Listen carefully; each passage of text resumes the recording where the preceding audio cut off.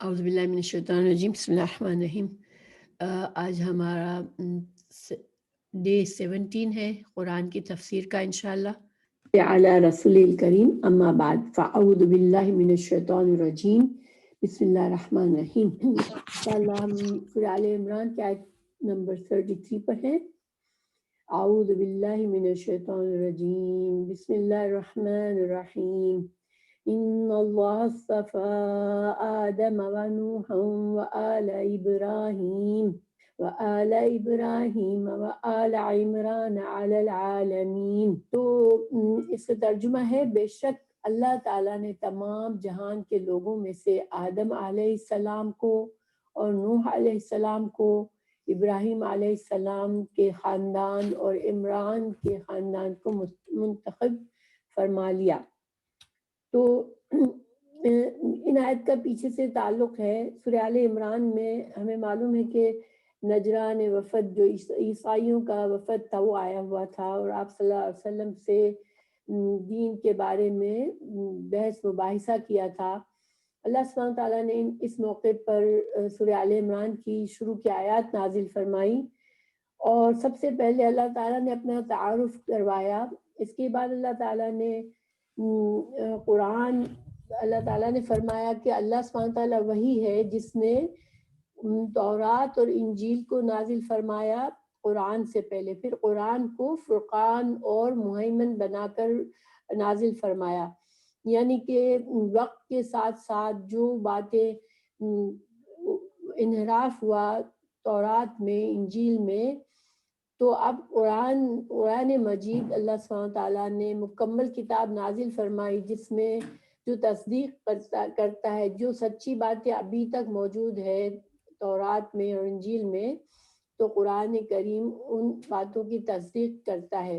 یہ ساری باتیں بتانے کے بعد اللہ سبحانہ تعالیٰ نے ان کے غلط عقائد کے بارے میں بتایا کہ ان کے اندر کیا گمراہی اور کیا بدعات آ چکی ہے اور ان کی کتابوں میں کیا تحریف ہو چکی ہے۔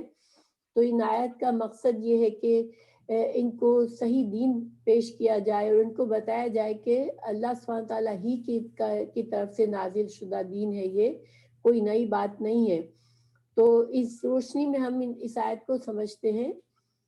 اللہ سبحانہ تعالیٰ نے یہاں پر کچھ انبیاء کرام کا نام لیا کہ اللہ نے چن لیا ہے آدم علیہ السلام کو، نوح علیہ السلام کو، آل ابراہیم کو اور آل عمران کو۔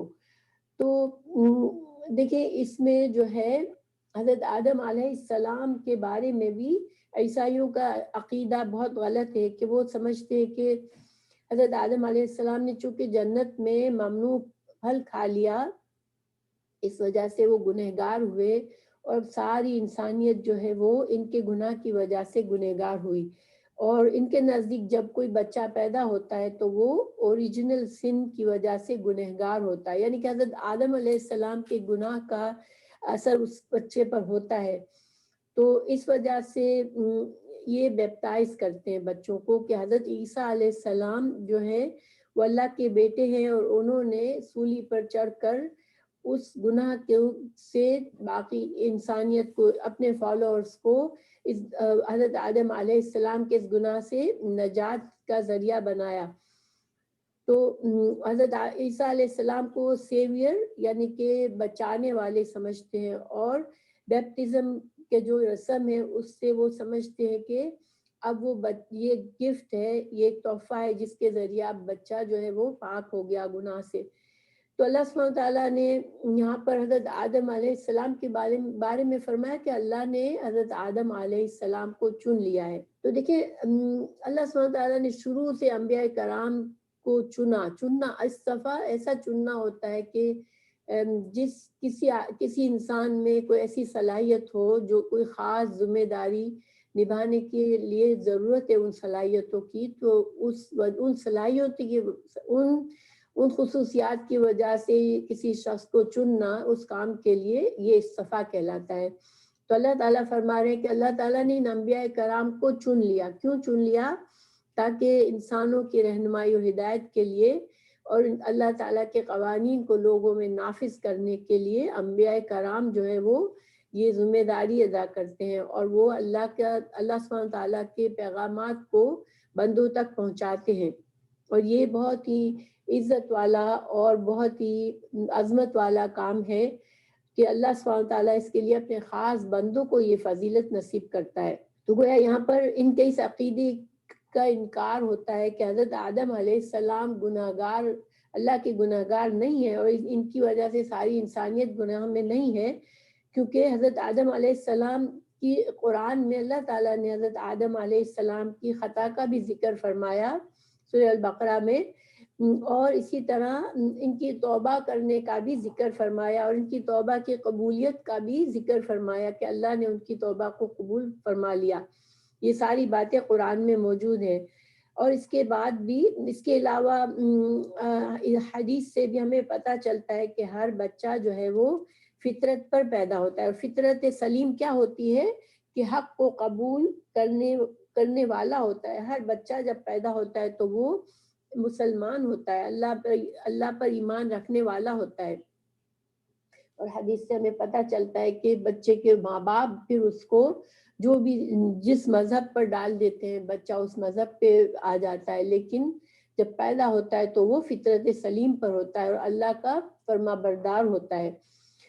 تو حضرت آدم علیہ السلام کی فضیلتیں ہمیں کیا پتہ چلتی ہے قرآن سے کہ اللہ نے ان کو اپنے ہاتھ سے بنایا اور اس میں اپنی روح سے پھونکا، اور ان کو بغیر ماں باپ کے پیدا کیا، اور ان کو جب دنیا کا علم سکھایا، ان کو تمام دنیا کی چیزوں کا علم سکھایا، اور اس علم کی وجہ سے ان کو فضیلت نصیب فرمائی، ملائکہ سے سجدہ کا حکم دیا تمام ملائکہ کو. تو یہ مسجود ملائکہ ہے. اور حضرت آدم علیہ السلام اور حضرت حوا جو ہے جنت میں رہائش عطا فرمائی اللہ نے ان کو، اور پھر ان کو زمین پر بھیجا. اور یہ ساری حکمتیں اور اللہ کی کریشن، اللہ تعالیٰ کا جو پلاننگ تھی کہ اس دنیا میں کس طرح سے انسانوں کو بسانا ہے، تو یہ سب ایک اللہ تعالیٰ کی حکمت اور اللہ تعالیٰ کی پروگرام تھا، اللہ کا بنایا ہوا ایک پلان تھا. لیکن اس میں یہ نہیں ہے کہ حضرت آدم علیہ السلام گناہگار تھے اور گناہگار رہے ہمیشہ. تو یہاں عیسائیوں سے چونکہ خطاب ہے تو ایک طرح سے واضح کر دیا گیا کہ حضرت آدم علیہ السلام تو اللہ کے چنے ہوئے بندے تھے. اسی طرح نوح علیہ السلام، تو نوح علیہ السلام کو اللہ سبحانہ تعالیٰ نے اس وقت نبی بنا کر بھیجا جبکہ لوگوں نے اللہ کو چھوڑ دیا تھا اور بتوں کو معبود بنا لیا تھا. اب اللہ تعالیٰ نے ان دو انبیاء کرام کے نام کے بعد آل ابراہیم فرمایا. تو حضرت ابراہیم علیہ السلام جو ہے وہ ان سے انبیاء کرام کا اور بادشاہوں کا سلسلہ چلایا، کیونکہ حضرت ابراہیم علیہ السلام کے بعد جتنے بھی انبیاء کرام آئے وہ حضرت ابراہیم ہی کی نسل سے تھے. حضرت جو بنی اسرائیل میں جو انبیاء کرام آئے تو ان میں حضرت عیسیٰ علیہ السلام آخری نبی تھے جو کہ بنی اسرائیل میں آئے، اور پھر بنی اسماعیل یعنی حضرت اسماعیل علیہ السلام کی جو کہ حضرت آدم علیہ السلام کے بڑے بیٹے تھے، ان کی اولاد سے رسول اللہ صلی اللہ علیہ وسلم مبعوث ہوئے، رسول اللہ صلی اللہ علیہ وسلم ان سے آئے. تو یہاں پر ہمیں یہ بھی پتہ چلتا ہے کہ یہ ساری باتیں عیسائیوں کے لیے سوچنے کے لیے تھی. اس وقت کے جو عیسائی آپ صلی اللہ علیہ وسلم کے پاس آئے تھے کہ وہ اپنی نسبت اگر وہ بنی اسرائیل سے خود کو نہ کہتے، حضرت یعقوب علیہ السلام کا جو لقب تھا وہ اسرائیل تھا، تو ان کی اولاد بنی اسرائیل کہلائی. تو اگر وہ حضرت یعقوب علیہ السلام سے اپنی نسبت کرنے کے بجائے حضرت ابراہیم جو کہ دادا تھے اور حضرت یعقوب ان کے پوتے تھے، تو اگر حضرت ابراہیم علیہ السلام سے ڈائریکٹ اپنا واسطہ جوڑتے اور یاد رکھتے کہ حضرت یعقوب علیہ السلام تو خود حضرت ابراہیم علیہ السلام کے اولاد میں سے ہے، تو یہ جو سارا حسد اور بغض جو ہوا کہ حضرت رسول اللہ صلی اللہ علیہ وسلم کیوں بنی اسماعیل میں پیدا ہوئے، تو ان کو یہ حسد کی ضرورت ہی نہیں تھی، کیونکہ حضرت یعقوب کے دادا بھی وہی تھے جو کہ حضرت اسماعیل کے والد تھے. تو گویا حضرت ابراہیم سے ہی سارے انبیاء کرام کا سلسلہ چلا، تو پھر کوئی بحث اور جھگڑا رہتا ہی نہیں. لیکن ان کے جو انکار تھا رسول اللہ صلی اللہ علیہ وسلم سے، اس کی وجہ یہ تھی کہ حضرت رسول اللہ صلی اللہ علیہ وسلم بنی اسماعیل میں پیدا ہوئے، تو ان کو یہ محسوس ہوا کہ ہماری برتری جو اتنے صدیوں سے چل رہی ہے، ہم انبیاء کرام کی اولادوں میں سے ہمارا سلسلہ چلتا ہے اور ہم جو ہیں وہ بنی اسرائیل ہیں، تو اب یہ ہم اس سلسلے کو ختم کریں، گویا کہ ہماری فضیلت ہی ختم ہو جائے گی۔ تو یہ سب سے بڑی وجہ تھی ان کی رسول اللہ صلی اللہ علیہ وسلم کو نام ماننے کی۔ پھر اللہ سبحانہ وتعالیٰ نے حضرت آل عمران کہا، تو عمران جو ہے اس کے بارے میں عمران کون تھے؟ تو جو انبیاء کی تاریخ میں دو عمران ہوئے ہیں، ایک موسیٰ علیہ السلام اور ہارون علیہ السلام کے والد، ان کا نام بھی عمران تھا، اور حضرت مریم کے والد کا نام بھی عمران تھا۔ تو اگر کسی طرح سے بھی دیکھا جائے تو حضرت موسیٰ علیہ السلام کے والد، ان کے والد کی اولاد میں سے، ان کی آل میں سے بھی اللہ نے فضیلت دی، تو گویا حضرت موسیٰ، حضرت ہارون اور جو جتنے بھی انبیاء کرام بعد میں آئے بنی اسرائیل میں، تو وہ سب آ جاتے ہیں۔ اور حضرت عمران، حضرت مریم کے والد کا چونکہ آگے حضرت مریم علیہ السلام کا ذکر آ رہا ہے، تو کچھ مفسرین کہتے ہیں کہ یہاں پر آل عمران سے مطلب حضرت مریم کے والد ہیں، حضرت مریم علیہ السلام کے والد ہیں، کیونکہ ان کی اولاد میں حضرت عیسیٰ علیہ السلام پیدا ہوئے۔ تو دونوں طرح سے اس بات کو سمجھا گیا ہے۔ پھر اللہ تعالیٰ نے فرمایا کہ ان سب کو علی العالمین، اللہ تعالیٰ نے ان سب کو تمام جہانوں میں چن لیا ہے، یعنی کہ یہ انبیاء کرام جو ہیں وہ اللہ کے چنے ہوئے بندے ہوتے ہیں، جو کہ یہ خاص ذمہ داری ادا کرتے ہیں جو کہ اللہ سبحانہ تعالیٰ اپنے چنے ہوئے بندوں کو دیتا ہے کہ مخلوق کو اپنے خالق سے جوڑنے کی جو ذمہ داری ہوتی ہے، جو ہدایت کا پیغام پہنچانے کی ذمہ داری ہوتی ہے۔ پھر اللہ سبحانہ تعالیٰ نے فرمایا ذریۃ بعضها من بعض واللہ سمیع علیم، کہ یہ سب آپس میں ایک دوسرے کی نسل سے ہیں اور اللہ تعالیٰ سنتا اور جانتا ہے۔ تو اللہ تعالیٰ نے ہمیں یہ بتایا یہاں پر کہ یہ انبیاء کرام جو ہیں وہ ان میں سے بعض یعنی سب ان کی نسل ایک ہی ہے، تو بعض ان میں سے جو ہے وہ بعض کی اولاد میں سے ہیں، اور جیسے کہ حضرت اور سارے کے سارے انبیاء کرام حضرت آدم علیہ السلام کی اولاد میں سے ہیں۔ پھر اللہ سبحانہ تعالیٰ نے اور دوسرا مطلب اس کا یہ لیا گیا کہ یہ سب انبیاء کرام کا مشن ایک ہی تھا، یہ ایک ہی پیغام، ایک ہی ذمہ داری لے کر آئے تھے، اور یہ اس کام میں ایک دوسرے کے معاون اور مددگار تھے، کیونکہ ہر نبی نے اپنے بعد آنے والے نبی کے بارے میں اپنے لوگوں کو بتایا کہ میرے بعد جو بھی نبی آئے ان کی بات ماننی ہے تم کو۔ اور رسول اللہ صلی اللہ علیہ وسلم کے بارے میں بھی حضرت عیسیٰ علیہ السلام نے، حضرت موسیٰ علیہ السلام نے اپنے لوگوں کو یہ بات بتائی کہ جب رسول اللہ صلی اللہ علیہ وسلم آئے تو تم کو ان کا معاون اور مددگار بننا ہے۔ پھر اللہ سبحانہ تعالیٰ فرماتے ہیں کہ اللہ تعالیٰ سنتا اور جانتا ہے، یعنی کہ اللہ تعالیٰ نے جب حضرت آدم علیہ السلام کو دنیا میں بھیجا، اس کے بعد سے جو انبیاء کرام کا سلسلہ چلا، تو اللہ تعالیٰ سب دیکھ رہا ہے کہ جب انبیاء کرام آتے ہیں اللہ کا پیغام دیتے ہیں تو لوگوں میں سے کون کس طرح کا رویہ کرتا ہے، کون اللہ کی بات کو مانتا ہے، کون نہیں مانتا، یہ ساری باتیں اللہ سبحانہ تعالیٰ جانتا ہے اور سنتا ہے۔ اللہ سے کچھ مخفی نہیں ہے، اللہ سبحانہ تعالیٰ تو دلوں کے بھید کو بھی، دلوں کے اندر کی چھپی ہوئی باتوں کو بھی جاننے والا ہے۔ پھر اللہ سبحانہ تعالیٰ فرماتے ہیں اِذْ قَالَتِ امْرَأَتُ عِمْرَانَ رَبِّ إِنِّي نَذَرْتُ لَكَ مَا فِي بَطْنِي مُحَرَّرًا فَتَقَبَّلْ مِنِّي إِنَّكَ أَنْتَ السَّمِيعُ الْعَلِيمُ۔ تو حضرت مریم علیہ السلام کی والدہ نے دعا کی اللہ تعالیٰ سے، جب وہ حاملہ تھی تو اللہ سے تعالیٰ سے دعا کی انہوں نے کہ اے اللہ، جب عمران کی بیوی نے کہا اے میرے رب، میرے پیٹ میں جو کچھ ہے اسے میں نے تیرے نام آزاد کرنے کی منت کی نظر مانی، تو میری طرف سے قبول فرما، یقیناً تو خوب سننے والا اور پوری طرح سے جاننے والا ہے۔ تو محررن، یہاں پر لفظ محررن کا کیا نظر ہم نظر مانتے ہیں، نظر ماننے کا کیا مقصد ہوتا ہے کہ اللہ سبحانہ تعالیٰ، نظر صرف اللہ ہی کے لیے مانی جا سکتی ہے، اور اس سے مطلب یہ ہوتا ہے کہ انسان کوئی نیکی کا کام کرنے کے بارے میں پکا ارادہ کرے کہ میں یہ کام کروں گا تاکہ اس سے اللہ تعالیٰ مجھ سے راضی ہو، اللہ کی رضا کے لیے کوئی نیکی اپنے اوپر لازم کر لینا۔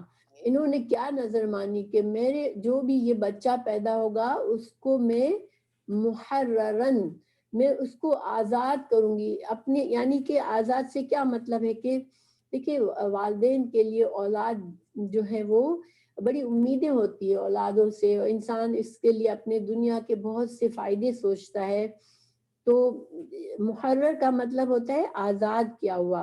تو یعنی کہ انہوں نے یہ نیت کی کہ یہ جو بھی میری اولاد ہوگی یہ بیت المقدس کی خدمت کے لیے مخصوص کروں گی، میں اس کو مجاہد بناؤں گی، عبادت کے لیے خاص کروں گی، اور دنیا کے کام دھندوں سے اس کو آزاد رکھوں گی۔ میں اپنی طرف سے اس سے کچھ بھی امیدیں نہیں رکھوں گی کہ میرے لیے کچھ کرے، میں اس کو اللہ کے لیے اس کو آزاد کر دوں گی کہ یہ اللہ کے دین کی خدمت کرے۔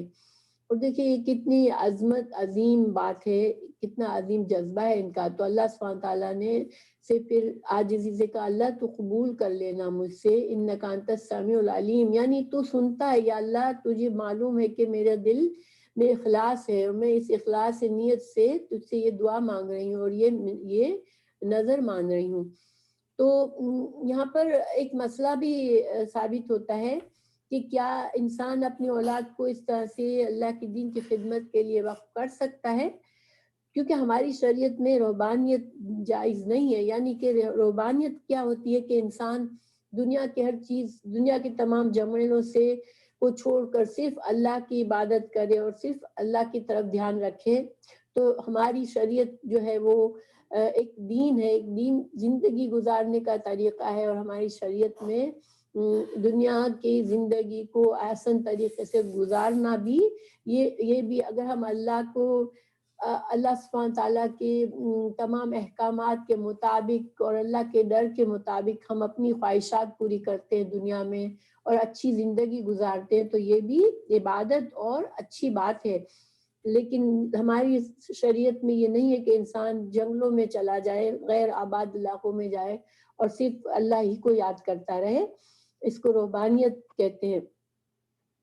تو پھر کیا ہم اپنی اولاد کو اس طرح سے اللہ کے لیے وقف کر سکتے ہیں؟ تو اس کے لیے مسئلہ یہ ثابت ہوتا ہے کہ چونکہ اللہ تعالیٰ نے قرآن میں یہ بات نازل فرمائی ہے، تو انسان اپنی اولاد کی پیدائش سے پہلے اپنے دل میں یہ نظر مان سکتا ہے کہ اس کی پرورش، اس بچے کی پرورش جو ہے وہ خاص طور سے وہ اللہ کے دین کو اس کو سکھایا جائے گا تاکہ وہ بڑا ہو کے اللہ کے دین کی خدمت کر سکے، مگر یہ نہیں کہ وہ دنیا سے اس کو بالکل بیگانہ ہوگا وہ، لیکن یہ کہ بچپن سے جس کی دین کی پرورش کی جاتی ہے اور اس کے ذہن میں یہ ڈالا جاتا ہے کہ اس کو اللہ کے دین کا کام کرنا ہے، تو یہ ایک بہت ہی اچھا طریقہ ہے کہ جس سے انسان اس طرح سے اپنے بچوں کی پرورش کرے۔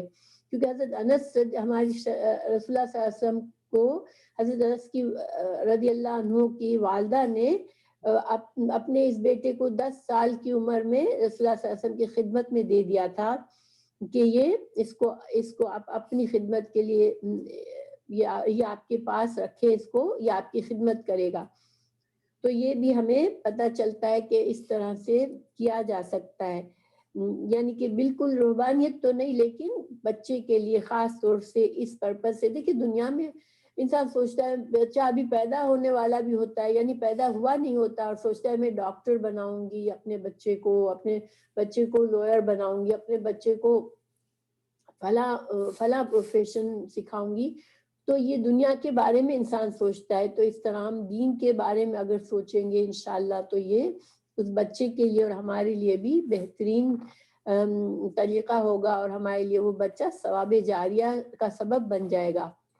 اور دوسری بات، جب انسان یہ سوچے کہ جب بچے کی امید ہو، جب حاملہ ہو، تو اس وقت سے والدین جو ہے وہ بچے کے لیے اچھی نیت رکھیں اور اس کے لیے دعائیں کریں کہ وہ صالح اولاد ہو اور اس کو دین کی سکھانے کی دل میں خواہشات ہو انشاءاللہ۔ تو یہ بہت ہی بہترین طریقہ ہے بچے کی تربیت کا۔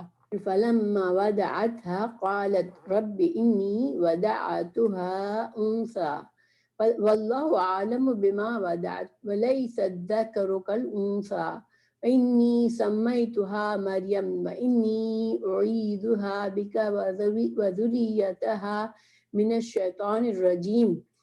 تو اب جب بچی کو جنا تو کہنے لگی پروردگار مجھے تو لڑکی ہوئی، اللہ تعالیٰ کو خوب معلوم ہے کہ کیا اولاد ہوئی ہے، اور لڑکا لڑکی جیسا نہیں، میں نے اس کا نام مریم رکھا، میں اسے اور اس کے اولاد کو شیطان مردود سے تیری پناہ میں دیتی ہوں۔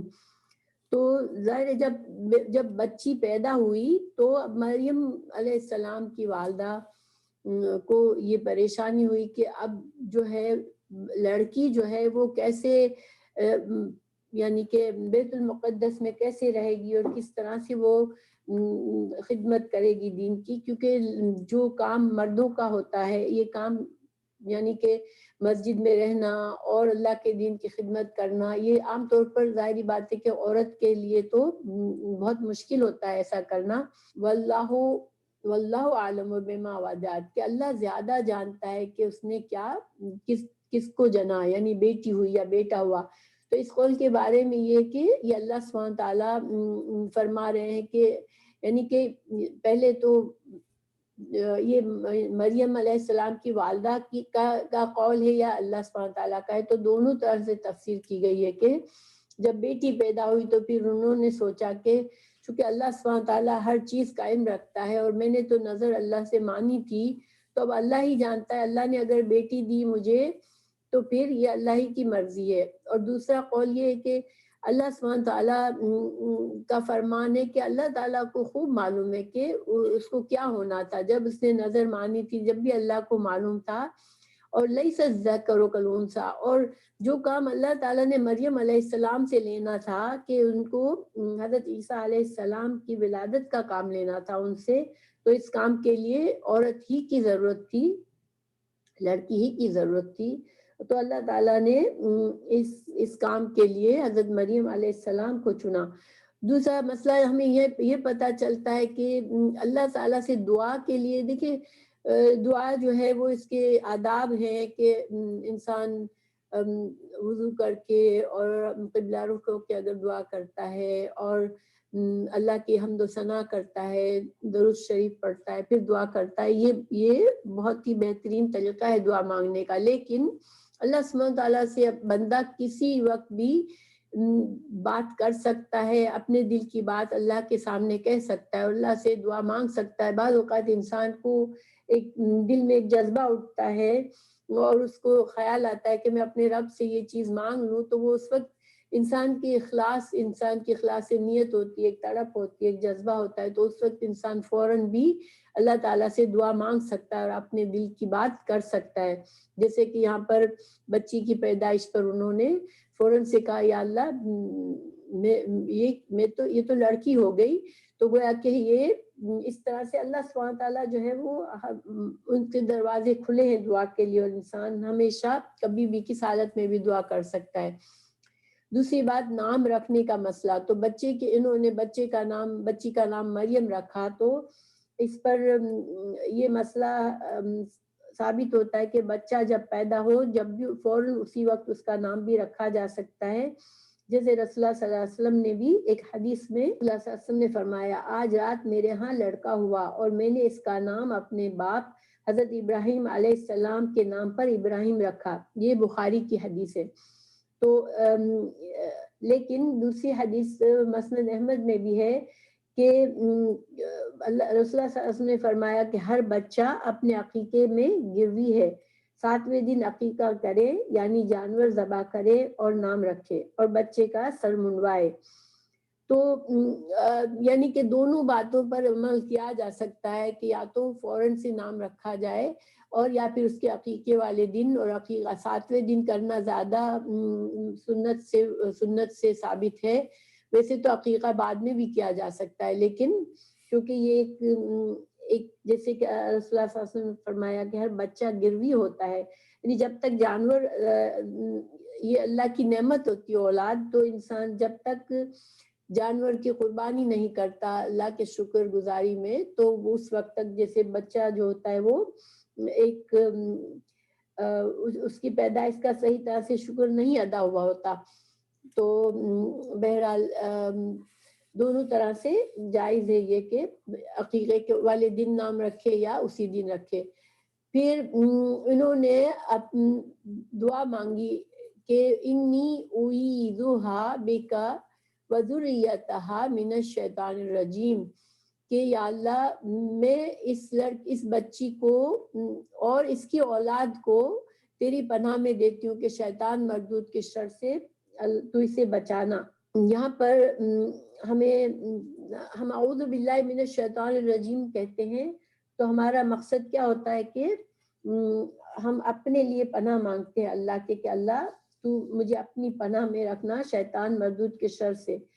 لیکن جو ہے اگر کسی بچے کے لیے یا کسی اور کے لیے جب دعا مانگتے ہیں تو اعوذ کے بجائے اعیذ کہتے ہیں، ٹھیک ہے، یعنی کہ میں اس کو پناہ میں دیتی ہوں. اعیذھا، ہاں جو ضمیر ہے وہ حضرت مریم علیہ السلام کے لیے ہے کہ میں پناہ میں دیتی ہوں حضرت مریم کو بیکا، تیری پناہ میں دیتی ہوں اللہ، اور اس کی اولاد کو بھی. دیکھیں کتنی دور اندیش والدہ ہے کہ اپنے بچے کے لیے ہی نہیں بلکہ اس کی آنے والی نسلوں کے لیے بھی دعا مانگ لی کہ اس کو شیطان مردود کے شر سے بچانا. ایک حدیث ہے جو بھی بچہ پیدا ہوتا ہے تو شیطان اس کو مس کرتا ہے، یعنی چھوتا ہے اس کو، جس سے وہ بچہ چیختا ہے. لیکن اللہ تعالیٰ نے اس مس شیطان سے حضرت مریم علیہ السلام اور ان کے بیٹے عیسیٰ علیہ السلام کو محفوظ رکھا. تو یہ بخاری کی حدیث ہے. تو اللہ سبحانہ تعالیٰ نے اس ماں کی ساری دعائیں قبول کی، کیونکہ ظاہر ماں کا بھی دیکھے کیسی ماں ہے اور کیسا جذبہ ہے اس کا، کیسا ایمان ہے. تو پھر اللہ تعالیٰ نے بھی اس کی قدر فرمائی اور اس کی دعاؤں کو قبول فرمایا. فَتَقَبَّلَهَا رَبُّهَا بِقَبُولٍ حَسَنٍ وَأَنبَتَهَا نَبَاتًا حَسَنًا وَكَفَّلَهَا زَكَرِيَّا كلما دخل عليها زكريا المحراب وجد عندها رزقا قال يا مريم أنى لك هذا قالت هو من عند الله إن الله يرزق من يشاء بغير حساب. اسے اس کے پروردگار نے اچھی طرح قبول فرمایا اور اسے بہترین پرورش دی اور اس کی خیر خبر لینے والا زکریہ علیہ السلام کو بنایا. جب کبھی زکریہ علیہ السلام ان کے حجرے میں جاتے اس کے پاس روزی رکھی ہوتی. وہ پوچھتے اے مریم یہ روزی تمہارے پاس کہاں سے آئی؟ وہ جواب دیتی یہ اللہ تعالیٰ کے پاس سے ہے، بے شک اللہ تعالیٰ جسے چاہے بے شمار رزق دیتا ہے.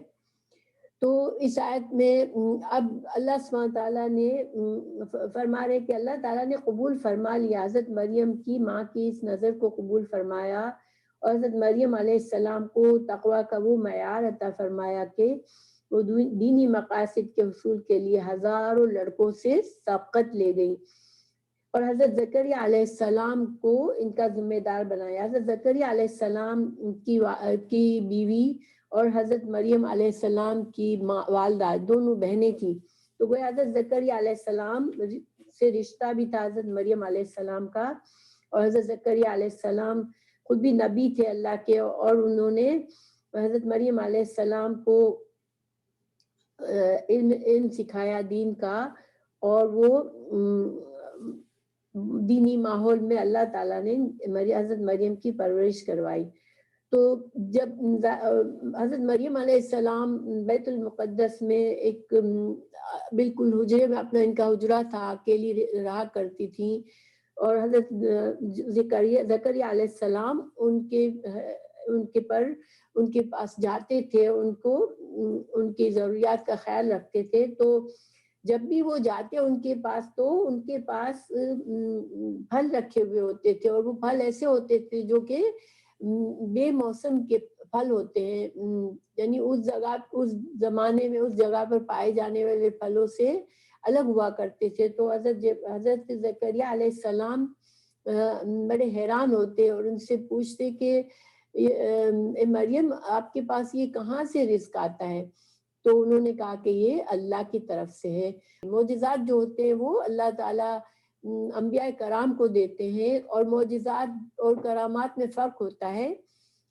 تو معجزات سے انبیاء کرام کا پتہ چلتا ہے کہ یہ اللہ کے نبی ہے، وہ دلائل ہوتے ہیں ایک طرح سے، جو ایسی چیزیں حضرت انبیاء کرام کر سکتے ہیں جو کہ عام لوگ نہیں کرتے۔ لیکن ولی اللہ جو ہوتے ہیں ان سے کرامات تو ہو سکتی ہے، ثابت ہے، لیکن یہ حضرت مریم علیہ السلام کی کرامت تھی کہ ان کو اللہ تعالیٰ کی طرف سے رزق ملتا تھا، اور پھر اللہ تعالیٰ نے فرمایا ان اللہ یرزق من یشاء بغیر حساب، اللہ تعالیٰ کے پاس کوئی کمی نہیں ہے، اللہ تعالیٰ جسے چاہے جتنا بے حساب رزق عطا فرمائے۔ تو ہمیں اس کے دلائل، کرامات کے دلائل ملتے ہیں ہمیں کہ یہ چیز ہو سکتی ہے۔ صحیح بخاری میں بھی ہے کہ حضرت خباب بن عدی انصاری تھے، خبیب یا خباب ان کا نام تھا، تو وہ ان کو جب پکڑ لیا، مشرکین کے قید میں آ گئے تھے وہ، تو اس وقت قید میں ان کے پاس انگور کے گچھے ہوا کرتے تھے، جو کہ ممکن نہیں تھا، لیکن یہ اللہ تعالیٰ کی طرف سے ان کو رزق دیا جاتا تھا۔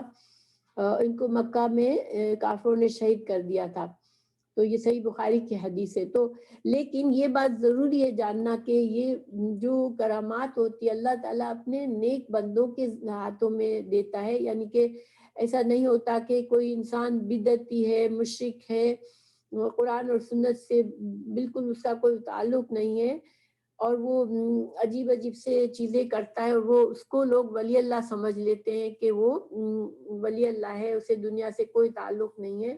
تو ایسے لوگ ولی اللہ نہیں ہوتے ہیں۔ ولی اللہ صرف وہی ہو سکتے ہیں جو کہ اللہ سبحانہ تعالیٰ کے فرما بردار بندے ہوتے ہیں، شریعت پر چلنے والے ہوتے ہیں، اور عبادات اور نیکیوں میں نیکیاں کرنے والے ہوتے ہیں۔ تو جیسے جو لوگ اس طرح کی بدعت، یعنی جو بدعتی ہوتا ہے، مشرک ہوتا ہے، جو بظاہر دین سے اس کا کوئی تعلق نہیں ہے، اگر وہ اس طرح کے خرق عادت کوئی چیز کرتا ہے تو وہ جو ہے جادو یا شیطانی عمل تو ہو سکتا ہے، لیکن اللہ کی طرف سے کرامت نہیں ہو سکتی۔ ٹھیک ہے، یہ سمجھنا ضروری ہے، کیونکہ اس طرح بہت سے لوگ گمراہ بھی کرتے ہیں اور اس سے اپنا روزی کا ذریعہ بھی بنا لیتے ہیں، اور بہت سے لا علم لوگ جو ہے وہ دین کا علم نہ رکھنے والے ان کو اللہ کا ولی سمجھ لیتے ہیں۔ هنالک دعا زکریا ربہ قال رب هب لی من لدنک ذریۃ طیبہ انک سمیع الدعاء۔ تو پھر اسی جگہ زکریا علیہ السلام نے اپنے رب سے دعا کی، کہا کہ اے میرے رب، اے میرے پروردگار، مجھے اپنے پاس سے پاکیزہ اولاد عطا فرما، بے شک تو دعا سننے والا ہے۔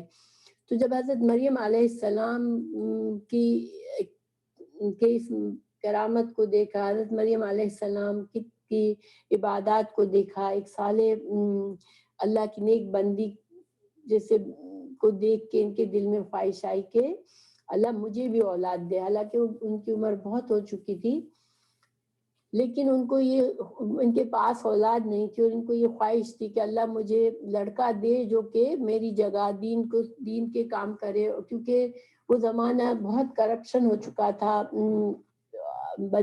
جو یہود تھے اس زمانے کے، بنی اسرائیل تھے، ان کے اندر بہت سی برائیاں آ چکی تھی، اور حضرت زکریا علیہ السلام کو یہ بہت فکر تھی کہ میرا اب اتنا بڑھاپا آ گیا ہے اور میری کو اولاد بھی نہیں ہے، تو یہ نیک کام اب کون ان کی اصلاح کے کام کے لیے میں کس کو اپنی جگہ کس کو میں یہ ٹریننگ دوں کہ وہ یہ اصلاح کا کام کرے۔ تو انہوں نے اللہ سے اسی وقت دعا مانگی، اور بیٹے کی خاص طور سے دعا مانگی کہ اللہ مجھے بیٹا دے۔ تو اس سے ثابت ہوتا ہے کہ بیٹے کی دعا مانگی جا سکتی ہے، لیکن حدیث میں بیٹی کی رسول اللہ صلی اللہ علیہ وسلم نے فرمایا کہ بیٹی کی اچھی پرورش کا بھی اجر بتایا گیا ہے، کہ اگر کسی کو اللہ بیٹی دے اور وہ اس کی اچھی پرورش کرے تو اس کا اجر و ثواب بھی بتایا گیا ہے۔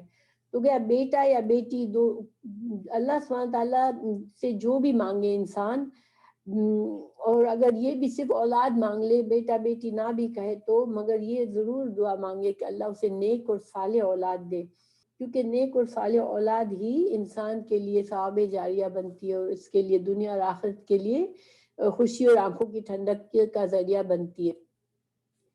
فنادته الملائکۃ وهو قائم یصلی فی المحراب ان اللہ یبشرک بیحییٰ مصدقا بکلمۃ من اللہ وسیدا وحصورا ونبیا من الصالحین۔ فرشتوں نے انہیں آواز دی جبکہ وہ محراب میں کھڑے نماز پڑھ رہے تھے کہ اللہ تعالیٰ تجھے یحییٰ کی یقینی خوشخبری دیتا ہے، اللہ تعالیٰ کی کلمہ کی تصدیق کرنے والا سردار اور ضابط نفس اور نبی ہے، نیک لوگوں میں سے ہے۔ تو حضرت اللہ تعالیٰ نے حضرت زکریا کی دعا فوراً قبول فرما لی، اور جب وہ نماز پڑھ رہے تھے تو فرشتوں نے آ کے ان کو خوشخبری دی۔ تو دعا جو ہے، دعا کبھی بھی ضائع نہیں ہوتی، دعا ہمیشہ قبول ہوتی ہے۔ حضرت زکریا کی دعا فوراً قبول ہوئی۔ بعض اوقات ہماری دعائیں بھی فوراً قبول ہو جاتی ہیں اور ہمیں پتہ چلتا ہے کہ دعا قبول ہوئی ہے، لیکن بعض اوقات تاخیر سے قبول ہوتی ہے، اور بعض اوقات جو ہے وہ ہمیں جو دعا مانگی ہوتی ہے وہ تو نہیں ملتی، لیکن اللہ تعالیٰ اس کے بجائے ہمیں کوئی اور فائدہ نصیب فرماتے ہیں، یا پھر اللہ تعالیٰ آخرت میں اس دعا کو ہمارے لیے اجر و ثواب کا ذریعہ بناتے ہیں۔ یعنی کہ چونکہ اللہ تعالیٰ کی حکمت سے سب ہوتا ہے، جو چیز ہمارے لیے بہتر ہوتی ہے اللہ تعالیٰ ہمیں وہ عطا فرماتے ہیں۔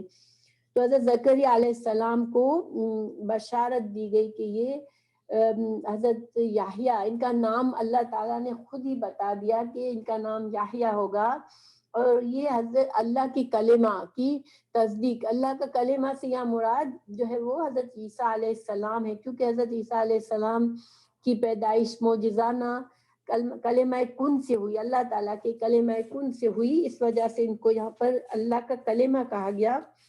تو اللہ کی کلمہ کی تصدیق یعنی کہ حضرت عیسیٰ علیہ السلام جو ہیں وہ ان کی تصدیق کرنے والے ہوں گے، اور یہ دونوں آپس میں ان کا رشتہ بھی ہے، خالہ زاد بھائی ہوئے یہ دونوں، یا پھر حضرت مریم حضرت یحییٰ کی خالہ ہوئی تب بھی ان کا رشتہ ہے۔ پھر ان کی خصوصیات بھی بتائی، ان کی صفات بھی بتائی کہ وہ سید یعنی کہ سردار ہوں گے، حصور یعنی کہ حصار جو ہوتا ہے قلعے، جیسے ہم اردو میں بھی کہتے ہیں حصار کا مطلب گھیرا ہوا، یعنی کہ محفوظ، تو گناہوں سے بچنے والا ہوگا، وہ گناہوں کے قریب بھی نہیں جائے گا، نیک انسان بنیں گے حضرت یحییٰ علیہ السلام۔ تو اللہ تعالیٰ نے یعنی نہ صرف ان کی پیدائش کی ان کو خوشخبری سنائی، بلکہ ان کی صفات، ان کی خوبصورت صفات کا بھی ذکر بتا دیا حضرت زکریا علیہ السلام کو۔ قال رب انا یکون لی غلام وقد بلغنی الکبر وامرأتی عاقر قال کذلک اللہ یفعل ما یشاء۔ کہنے لگے اے میرے رب، میرے ہاں بچہ کیسے ہوگا، میں بالکل بوڑھا ہو گیا ہوں اور میری بیوی بانجھ ہے۔ فرمایا اسی طرح اللہ تعالیٰ جو چاہے کرتا ہے۔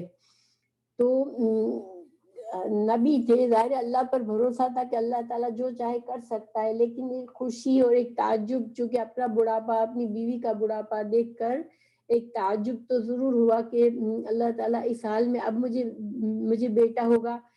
تو اللہ سبحانہ تعالیٰ نے فرمایا کہ تم اور تمہاری بیوی جس حال میں ہو اسی حال میں لڑکا پیدا ہوگا، اس لیے کہ اللہ کسی ظاہری سبب کا محتاج نہیں، کوئی چیز عاجز نہیں کر سکتی اللہ کو، تو اس کے نزدیک کوئی بھی بات بڑی نہیں ہے۔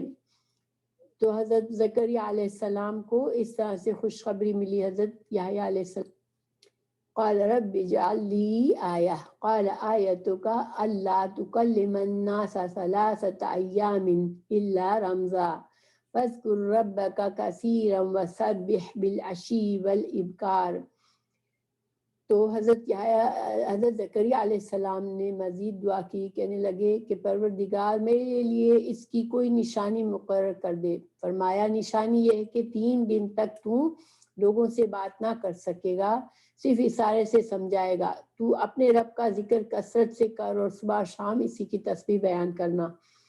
تو چونکہ یہ بہت بڑی خوشی تھی حضرت زکریا علیہ السلام کے لیے، تو خوشی اور اشتیاق میں انہوں نے اللہ سے نشانی مانگی کہ مجھے کب پتہ چلے گا کہ میرے ہاں اب اولاد ہونے والی ہے.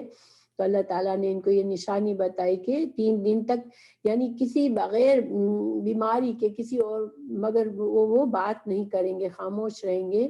تو پھر جب یہ نشانی واضح ہو تو پھر تم کو کیا کرنا ہے کہ صبح شام اللہ کی تسبیح بیان کرنا ہے.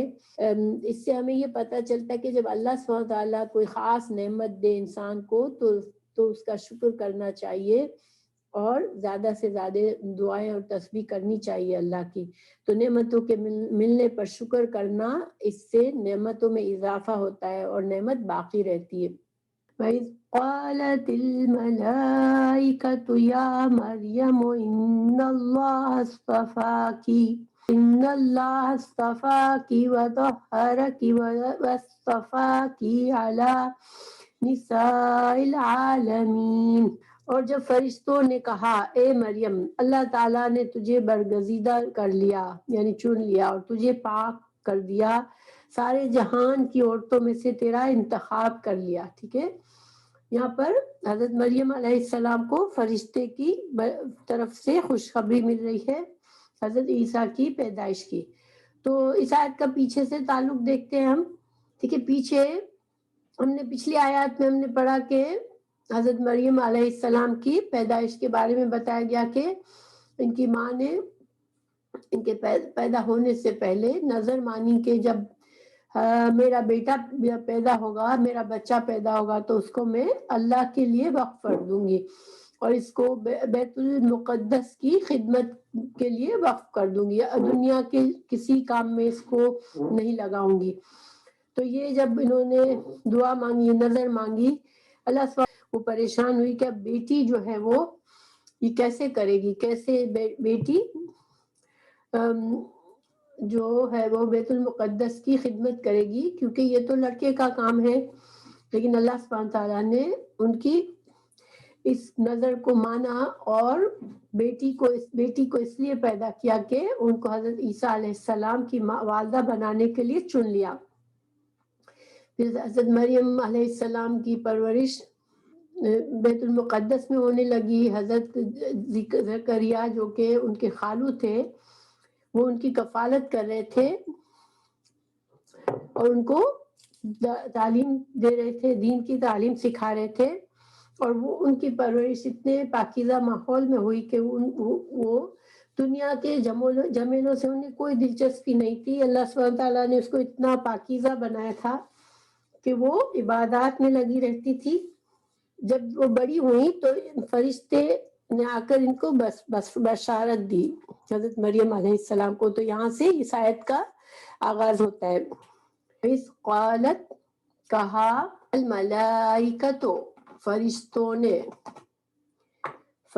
نے جب کہا یا مریم اے مریم، ان اللہ بے شک اللہ نے اصطفا کی تم کو چن لیا ہے. تو لفظ اصطفا کیا ہوتا ہے؟ کسی کو کسی کی خاص خوبیوں کی وجہ سے چن لینا، کسی مقصد کے لیے اس کو منتخب کر لینا. تو اصطفا کی حضرت مریم علیہ السلام کو اللہ تعالیٰ نے کس مقصد سے چنا؟ اللہ سبحانہ تعالیٰ کی عظیم نشانی کے ظہور کے لیے چنا، یعنی کہ حضرت عیسیٰ علیہ السلام کی پیدائش بغیر باپ کے اللہ کے کلمہ کن سے ہونی تھی حضرت مریم علیہ السلام کے ذریعے. تو اس عظیم کام کے لیے اللہ نے چنا. لیکن جہاں تک یہ عظیم کام تھا، یہ ساتھ ساتھ ایک آزمائش بھی تھی. ٹھیک ہے، بہت بڑی آزمائش تھی، کیونکہ اس زمانے میں ایک عورت جو ہے وہ بغیر باپ کے ماں بنے، یہ ایک ایسا کام تھا کہ اس کو معاشرہ کسی طرح سے قبول نہیں کرنے والا تھا. وعلیکم السلام ورحمۃ اللہ وبرکاتہ.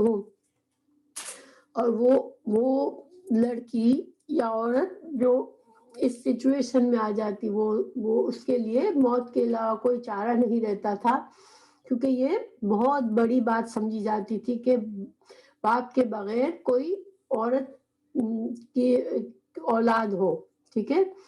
تو یہ اتنی بڑی آزمائش بھی تھی اور ساتھ ساتھ ایک بہت بڑی ذمہ داری بھی تھی کہ اللہ کے ایک نبی کو ان کو بغیر باپ کے پالنا تھا، ان کی تربیت کرنی تھی. تو ان ساری چیزوں کے لیے اللہ سبحانہ تعالیٰ نے ان کو چن لیا، اصطفیٰ کر لیا. وَطَهَّرَ کی طہرا، طہرا کیا ہوتا ہے؟ طہارت کا نام ہم نے سنا ہوگا. طہارت پاکیزگی، خود کو پاک کرنا. جب ہم پاکی کا غسل کرتے ہیں، وضو کرتے ہیں تو ہم طہارت حاصل کرتے ہیں. یہاں پر طہارت اس معنی میں ہے کہ حضرت مریم کو اتنا پاکیزہ نفس دیا اللہ نے کہ ان کو دنیا سے کوئی لگاؤ نہیں تھا. وہ بیت المقدس میں اللہ سبحانہ تعالیٰ کی عبادت میں مشغول رہتی تھی اور دنیا سے بالکل لاپرواہ تھی. دنیا کے خواہشات سے ان کو کوئی واسطہ نہیں تھا. اللہ تعالیٰ نے ان کو اتنا پاک اور صاف کر کے رکھا تھا. طہارا کی، پاک کیا. ان کی تربیت بڑی عمدہ طریقے سے ہوئی، یہ مطلب ہے، ٹھیک ہے، کہ اللہ نے خاص تربیت کی ان کی، عام لڑکیوں کی طرح نہیں تھی وہ. بس صفا کی، اور چن لیا تجھ کو، اعلیٰ اوپر، نسائی، نساء جمع ہے امراتن کے، نسائی عورتوں پر، العالمین عالم کی جمع ہے، تمام جہان کی عورتوں پر چن لیا اللہ نے حضرت مریم علیہ السلام کو. تو جب استفاء کے بعد اعلیٰ آتا ہے تو یہ چن لینا، مگر اس میں ایک فضیلت ہوتی ہے، یعنی کہ ان کو بہتر بنایا، تمام جہان کی عورتوں میں ان کو ایک بہتر مقام دیا.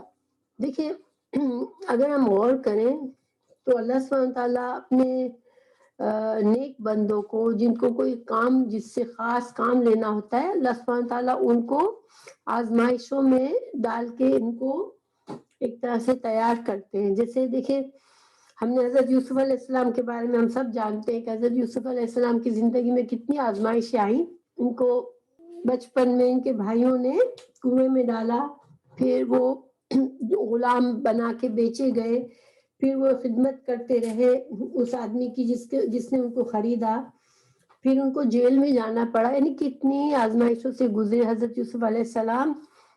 لیکن جب کوئی خاص کام ان سے لینا تھا، جب جس کام کے لیے ان کو تیار کرنا تھا، اس کے لیے ان آزمائشوں سے گزر کر تیار ہوئے، تو پھر ان کو اللہ سبحانہ تعالیٰ نے بہت عظیم عہدہ دیا، مصر کے بادشاہ کا جیسے رائٹ ہینڈ کی طرح کا بہت بڑی ذمہ داری والا عہدہ بھی دیا. تو اسی طرح حضرت موسیٰ علیہ السلام کو دیکھیں کہ اللہ سبحانہ تعالیٰ نے کس طرح سے تیار کیا. ان کو پہلے بچپن میں ماں نے ان کو پانی میں پھینکا، پھر وہاں سے فرعون کے لوگوں نے لیا، پھر فرعون کے گھر میں ان کی پرورش ہوئی، پھر ان سے قتل ہوا، پھر وہ بھاگے وہاں سے، اور پھر صحرا میں 10 سال گزارے. تو یعنی کہ سب کر کے پھر جب وہ پہنچے تو اللہ سبحانہ تعالیٰ نے فرمایا کہ اب تم کو میں نے جیسا مجھے بنانا تھا ویسا بنا لیا، میں نے تمہاری تربیت کر لی، اب نبوت کے لیے تم تیار ہو، اور اب تم فرعون جیسے جابر حکمران کا مقابلہ کرنے کے لیے تیار ہو. تو گویا اللہ سبحانہ تعالیٰ انبیاء کرام کو بھی اور اپنے خاص بندوں کو جن سے بھی جو کام لینا ہوتا ہے اس کے لیے اس کو ایک خاص حالات سے گزارتے ہیں. تو یہاں پر حضرت مریم سے جو کام لینا تھا تو ان کو بھی بہت ہی خاص قسم کے حالات سے گزارا، بہت پاکیزہ صاف ستھرے ماحول میں وہ رہیں. یعنی ایک تو ہوتا ہے نا لڑکی اپنے گھر میں بڑی ہوتی ہے، کھیلتی ہے، کھلونوں سے کھیلتی ہے، اپنے فرینڈس کے ساتھ کھیلتی ہے، سب کچھ حضرت مریم کی زندگی میں نہیں تھا. حضرت مریم علیہ السلام کو اللہ سبحانہ تعالیٰ کے فرشتوں نے ان کو خوشخبری دی. ٹھیک ہے، اب ان کا جو مقام ہے حضرت مریم کا، اس کے بارے میں کچھ احادیث بھی ہیں. رسول اللہ صلی اللہ علیہ وسلم کی ایک حدیث ہے، یہ بخاری اور مسلم دونوں میں ہے یہ حدیث. علی بن ابی طالب رضی اللہ عنہ اس کے راوی ہیں. کہ انہوں نے کہا، وہ کہتے ہیں میں نے رسول اللہ صلی اللہ علیہ وسلم کو کہتے سنا کہ دنیا کی سب سے بہتر عورت مریم بنت عمران اور خدیجہ بنت خویلد ہے. رسول اللہ صلی اللہ علیہ وسلم کی جوزا تھی، ان کی پہلی وائف تھی. کین یو امیجن، تمام اور مسلمان، تمام دنیا کی عورتیں، جب سے دنیا کی عورتیں ہیں، عورتوں میں جتنی عورتیں ہیں دنیا میں، ان سب میں بڑا درجہ حضرت مریم علیہ السلام اور حضرت خدیجہ بنت خویلد کا. تو یہ کوئی معمولی بات نہیں ہے، ٹھیک ہے. دوسری حدیث حاکم نے روایت کی ہے، ابن عباس کی روایت ہے. رسول اللہ صلی اللہ علیہ وسلم نے فرمایا دنیا کی سب سے افضل عورت خدیجہ، فاطمہ، مریم اور فرعون کی بیوی آسیہ ہے. یہاں پہ 4 عورتوں کے نام آئے، حضرت خدیجہ رضی اللہ عنہ کا، حضرت بیوی فاطمہ رسول اللہ صلی اللہ علیہ وسلم کی بیٹی کا، مریم علیہ السلام کا، اور فرعون کی بیوی آسیہ کا، کیونکہ وہ مسلمان تھی اور اس کو فرعون نے بڑی اذیتیں دی تھی. یہ دوسری حدیث میں 4 عورتوں کا ذکر ہے کہ یہ عورتیں جو تھیں وہ سب سے افضل تھی اور تمام عورتوں میں. ایک اور حدیث ہے جو کہ صحیح بخاری اور مسلم میں ہے، ابو موسیٰ اشعری کی رضی اللہ عنہ کی روایت ہے. رسول اللہ صلی اللہ علیہ وسلم نے فرمایا کہ مردوں میں سے بہت سے لوگ کامل ہوئے اور عورتوں میں صرف مریم بنت عمران فرعون کی بیوی اور فرعون کی بیوی آسیہ کامل بنی. اور عائشہ کی فضیلت عورتوں میں ایسی ہے جیسی فرید کی فضیلت تمام کھانوں پر. تو اس میں 3 عورتوں کا نام آیا ہے اس حدیث میں، ایک حضرت مریم کا، پھر فرعون کی بیوی آسیہ کا، اور حضرت عائشہ کی فضیلت ڈیفرنٹ بتائی.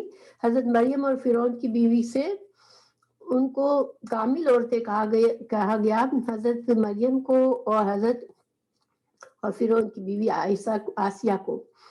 لیکن حضرت عائشہ کو ایسا کہا گیا جیسے سرید ہے. سرید جو ہے ایک کھانا ہوتا ہے جو کہ ایک مکمل میل ہوتا ہے، بہت مفید ہوتا ہے اور پسندیدہ ہوتا ہے. تو گویا کہ حضرت عائشہ کی کوالٹیز کو ظاہر کیا گیا کہ وہ ایک خاتون تھی جو کہ بہت ہی ان کے امت کے لیے ان کی وجہ سے بہت سے فائدے لوگوں کے لیے، ان کے لیے بہت سے فائدے تھے. آپ کو پتہ ہے کہ حضرت عائشہ جو تھی وہ بہت بڑی اسکالر بنی اور انہوں نے بہت سارے جو صحابہ کرام تھے ان کو تعلیمات دی. رسول اللہ صلی اللہ علیہ وسلم کی جو سنتیں گھر کی زندگی کے بارے میں ہیں ان میں زیادہ تر ذخیرہ حضرت عائشہ رضی اللہ عنہ کی طرف سے آیا ہے، جس سے ہمیں بہت سی دین کے بہت سے مسائل ہمیں پتہ چلتے ہیں. ٹھیک ہے، تو یہ تو تھی اللہ کی طرف سے چنا جانا، اللہ کی طرف سے فضیلت یافتہ ہونا. تو یہ ہم نے حضرت مریم علیہ السلام کے بارے میں پڑھا. ہم اگلی آیت پڑھتے ہیں. یا مریم، اے مریم، اقنوتی قناعت کر. قناعت کیا ہوتا ہے؟ قناعت ہوتا ہے خشوع اور خضوع، عاجزی کے ساتھ، پورے فوکس کے ساتھ عبادت میں لگے رہنا. ٹھیک ہے، اس کو قناعت کہتے ہیں. اور مستقل طور پر، ٹھیک ہے، وقتی طور پر نہیں، مستقل طور پر. ایسا ہر نماز میں ایسا حال ہو انسان کا کہ پوری طرف توجہ اللہ کی طرف توجہ ہو، وہ انسان بالکل عاجزی کے ساتھ کھڑا ہو اللہ کے سامنے. مریم علیہ السلام کو فرشتے نے وہ تو عبادت گزار تھی لیکن ان کو مزید عبادت کی، مزید عاجزی، مزید خشوع اور خضوع کے ساتھ اللہ کی عبادت میں لگے رہنے کا حکم دیا. ٹھیک ہے، کیونکہ جب اللہ سبحانہ تعالیٰ کی طرف سے کوئی بڑا رتبہ ملتا ہے، بہت فضیلت ملتی ہے، تو یہ انسان کو پھر اللہ کی طرف اور جھکنا چاہیے اور اللہ کی عبادت کرنی چاہیے. کیونکہ اللہ کی طرف سے فضیلت ملنا ایک بہت بڑی نعمت ہوتی ہے اور ہر نعمت کا شکر کرنا، اس سے نعمت برقرار بھی رہتی ہے اور بڑھتی بھی ہے. تو حضرت مریم کو کہا گیا کہ تم تابعداری کرو، یعنی قنوت کرو لربکا، اپنے رب کے لیے، واسجدی، اور سجدہ کرو. یہاں پر صرف سجدے سے مراد کیا ہے؟ یہاں پر نمازیں پڑھو. ٹھیک ہے، کیونکہ نماز کا بہت اہم جو رکن ہوتا ہے وہ سجدہ ہوتا ہے.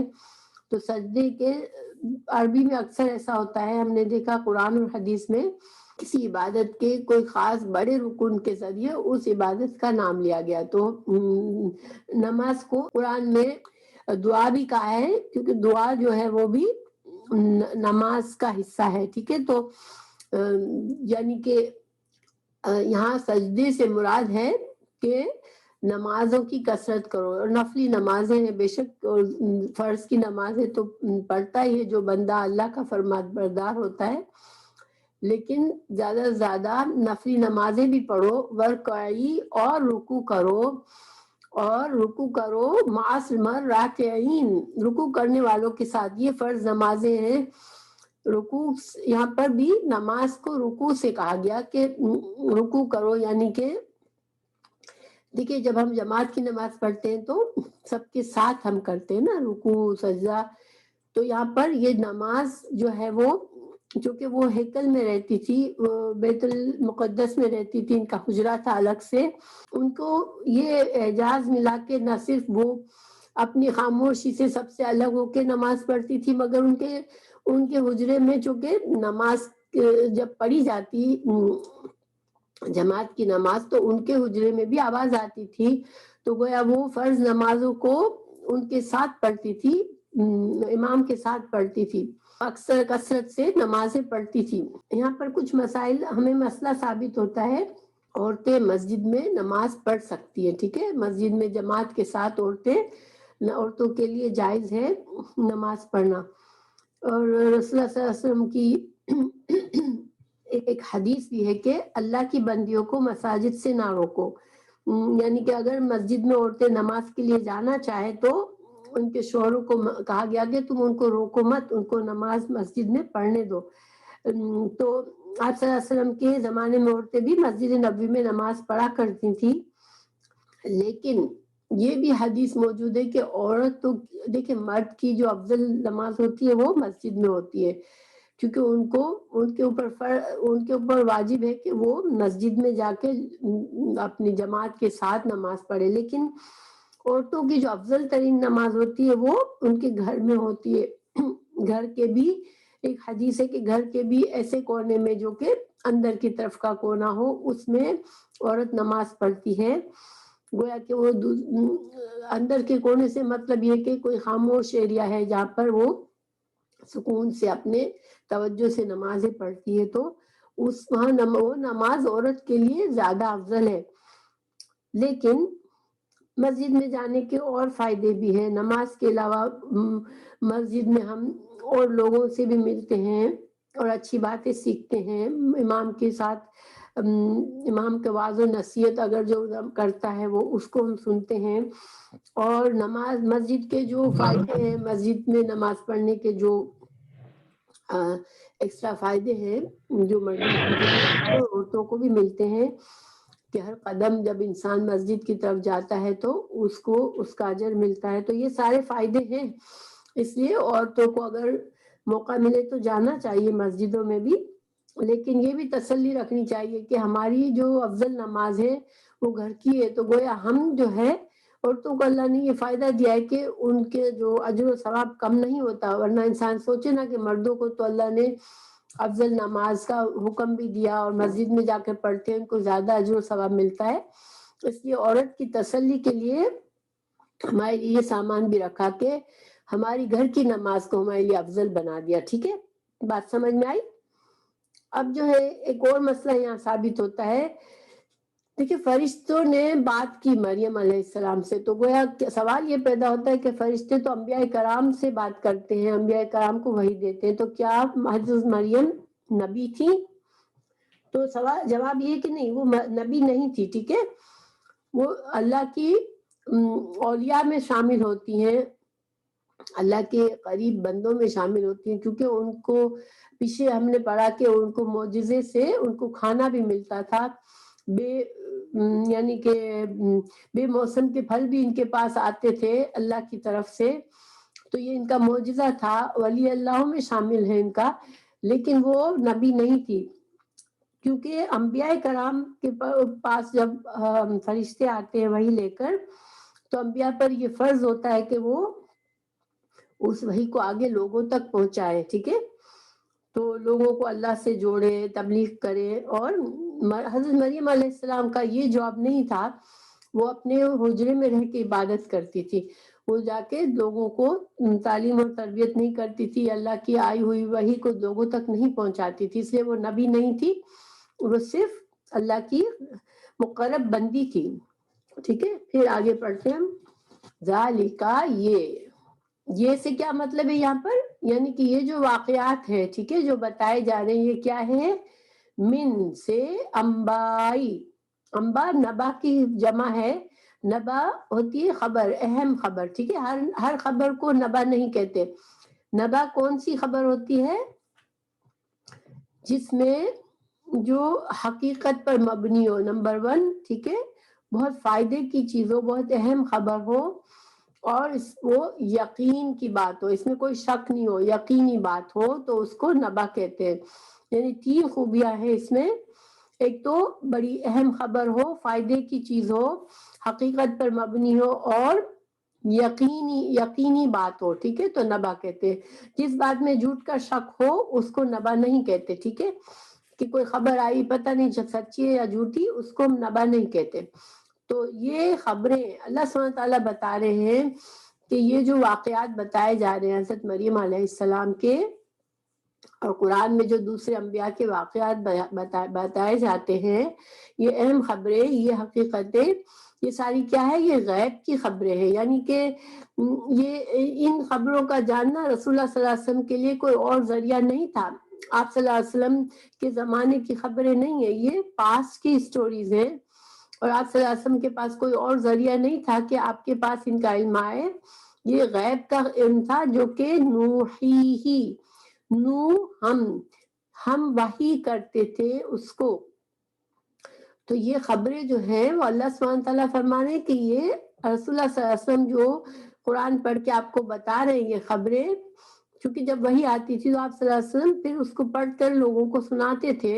اللہ تعالیٰ فرماتا ہے کہ یہ ساری خبریں وحی کے ذریعے ہم آپ صلی اللہ علیہ وسلم کو دیتے ہیں، یہ غیب کی خبریں ہیں، یہ آپ کو نہیں پتا تھی، ہم آپ کی طرف وحی کرتے ہیں.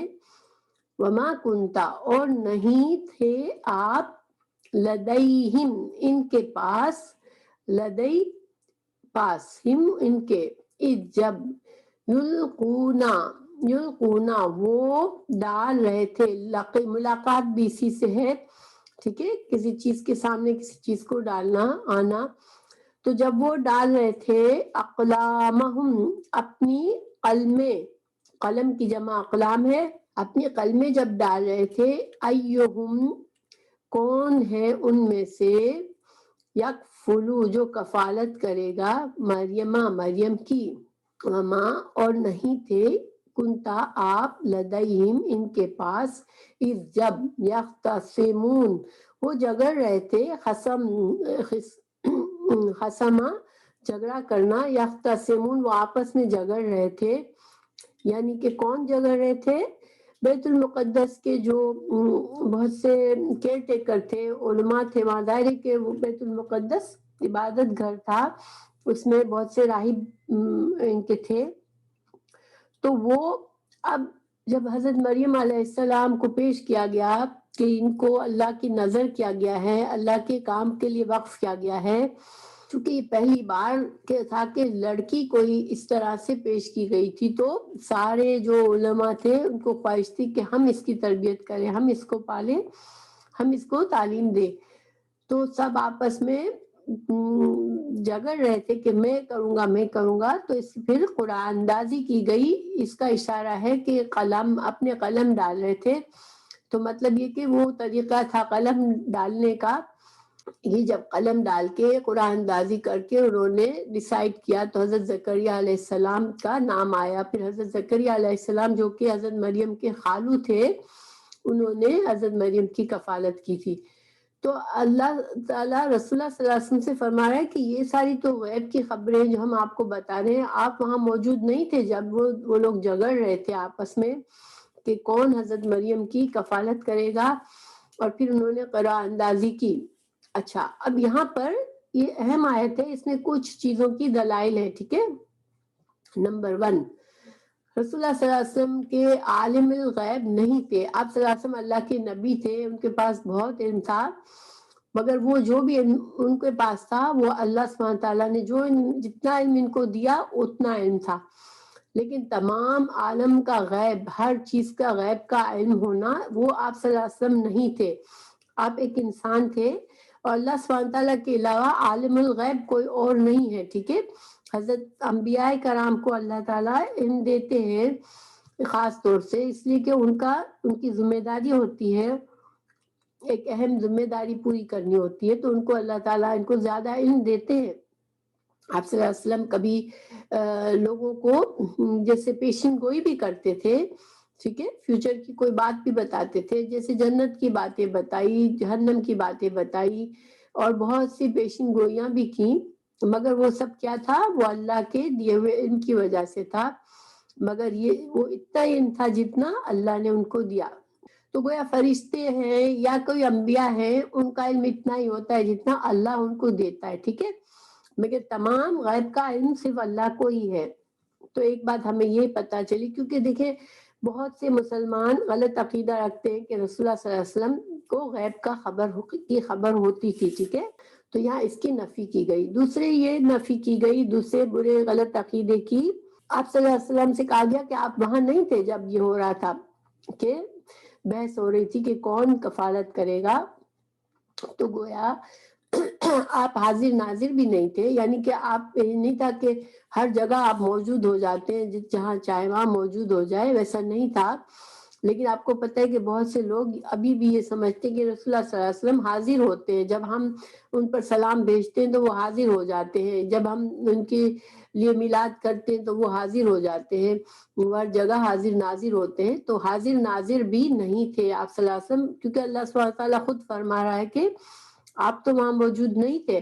اگر آپ ہر جگہ پر حاضر ہونے کی آپ کی صفت ہوتی تو آپ وہاں بھی موجود ہوتے. ٹھیک ہے، تو یہ تو مسلمانوں کی اصلاح ہوئی یہاں پر. لیکن دیکھیں عیسائی جو تھے، یہودی تھے، ان کو بھی اس آیت میں آپ صلی اللہ علیہ وسلم کی رسالت کی دلیل ملی ہے کہ اللہ تعالیٰ نے کہا کہ ہم آپ کو جو علم دیتے ہیں وہ وحی کے ذریعے دیتے ہیں. تو یہود اور نصارہ کو معلوم تھا کہ اللہ تعالیٰ کے انبیاء کے پاس وحی آتی ہے، حضرت موسیٰ علیہ السلام کے پاس بھی آتی تھی، حضرت عیسیٰ علیہ السلام کے پاس بھی آتی تھی.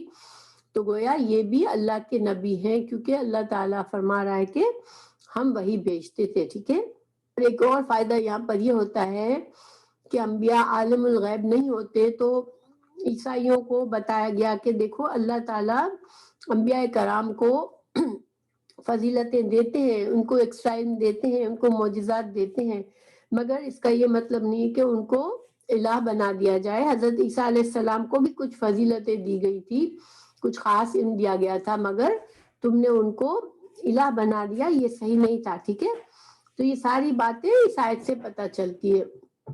نمبر 1 ذالک کہ آپ صلی اللہ علیہ وسلم یہ غیب کی خبریں ہیں کہہ کر بتا دیا گیا کہ اللہ تعالیٰ رسول اللہ صلی اللہ علیہ وسلم کو جو خبر دیتا تھا غیب سے، وہ خبر ہوتی تھی آپ کے پاس، مگر آپ عالم الغیب نہیں تھے. دوسرا وما کنت لدیہم سے پتہ چلتا ہے کہ آپ صلی اللہ علیہ وسلم ہر جگہ حاضر ناظر نہیں ہوتے ہیں. اور تیسرے یہ کہ انبیاء کرام جو ہیں ان پر وحی آتی ہے، تو پھر رسول اللہ صلی اللہ علیہ وسلم کی رسالت کی بھی دلیل ملتی ہے کہ آپ صلی اللہ علیہ وسلم بھی رسول تھے. اچھا، یہاں پر ایک مسئلہ بھی ثابت ہوتا ہے. یہاں پر قرآن اندازی کا ذکر ہے کہ جو بیت المقدس کے کیئر ٹیکر تھے وہ انہوں نے قرآن اندازی کی تھی. اب یہاں پر ایک مسئلہ بھی ہمیں پتہ چلتا ہے کہ یہ جو انہوں نے قرآن اندازی کی، تو کیا اسلام میں قرآن اندازی جائز ہے؟ ٹھیک ہے، یہ ایک سوال نکلتا ہے.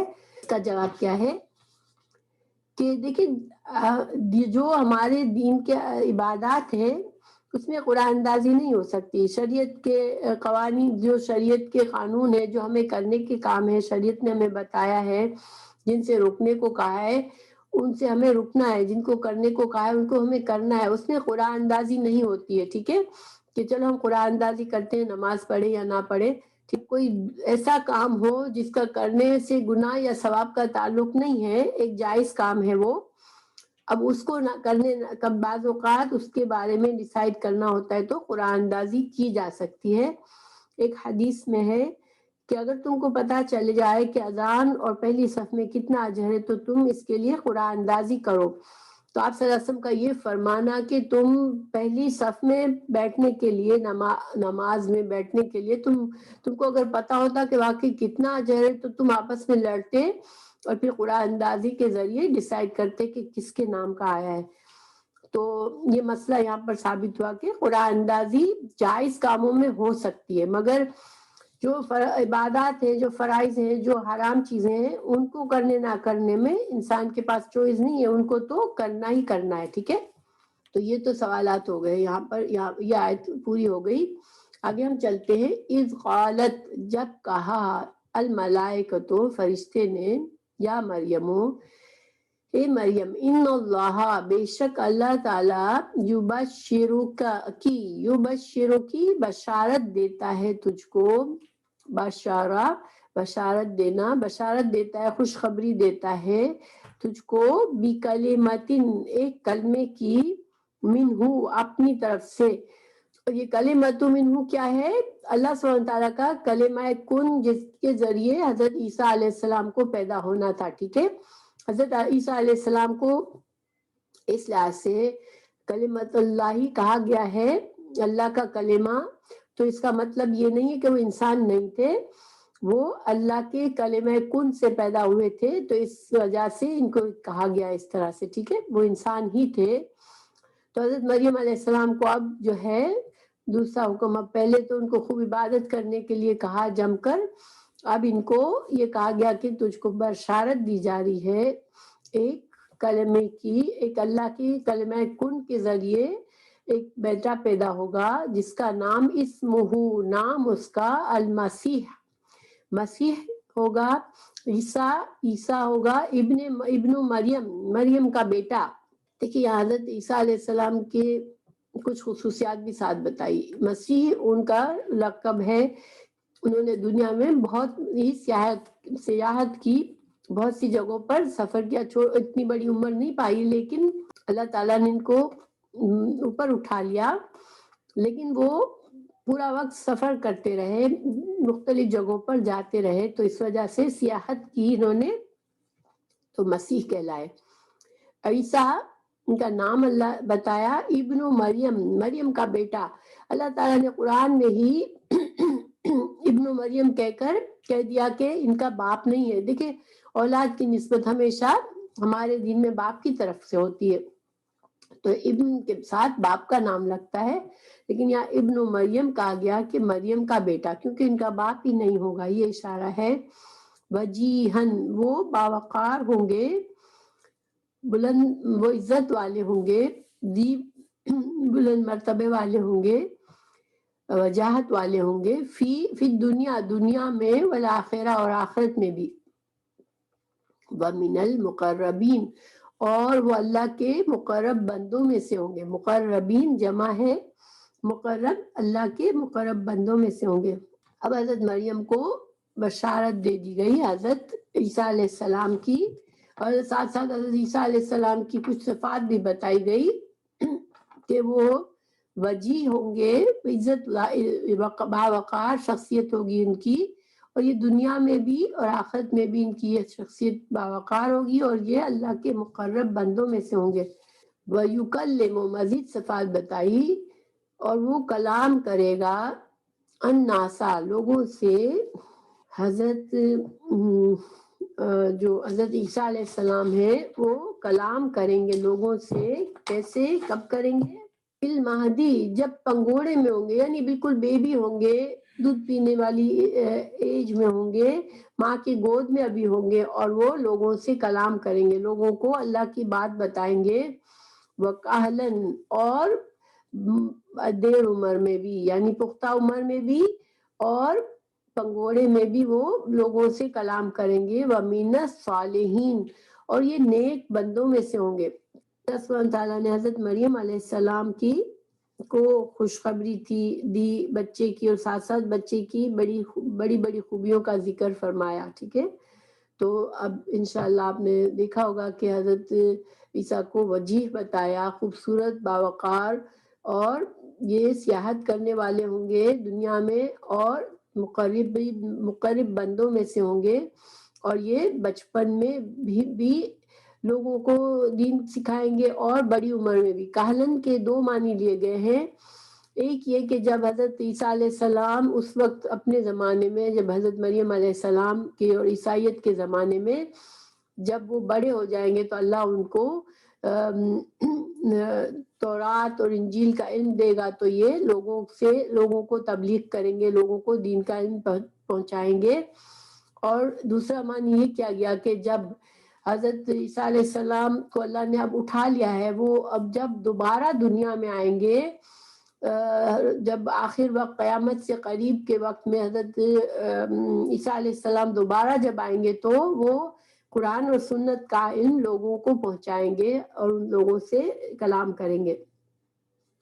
تو کاہلن کی، چونکہ کاہلن میں جو ایج لمٹ ہے وہ 35 سے لے کر 50 یا ایسے کچھ ہے، تو اس میں اس وجہ سے اس کی دو رائے ہیں کہ یا تو اس زمانے کی ذکر ہو رہا ہے کہ اس زمانے میں نہ صرف بچپن میں لوگوں کو نصیحت فرمائی، دین کی باتیں بتائی، بلکہ جوانی میں بھی بتائی اور پکی عمر میں بھی بتائی، اور دوسرا معنی یہ نکلا کہ بچپن میں بھی بتائی، جوانی میں بھی بتائی، اور جب دوبارہ آئیں گے جب قیامت سے وقت سے پہلے تو وہ پھر اسلام کی تعلیمات دیں گے، قرآن اور حدیث کی تعلیمات لوگوں کو دیں گے۔